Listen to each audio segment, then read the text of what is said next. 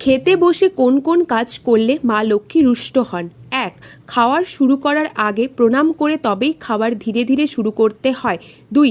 খেতে বসে সম্পূর্ণ খাবার শেষ না করে উঠে যাওয়া একেবারেই উচিত নয়, কারণ খেতে খেতে উঠে যাওয়ার অর্থ হলো খাবারের অপমান। যদি বারবার বাড়িতে এমন করতে থাকেন তাহলে বাড়িতে ঘোর অমঙ্গল হতে পারে।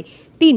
খেতে বসে পা দোলানোর অভ্যাস অত্যন্ত খারাপ। এটি বিশেষত বাচ্চারা বেশি করে থাকে। এতে মা লক্ষ্মী অসন্তুষ্ট হয় এবং বাড়িতে অন্নের অভাব দেখা দিতে পারে।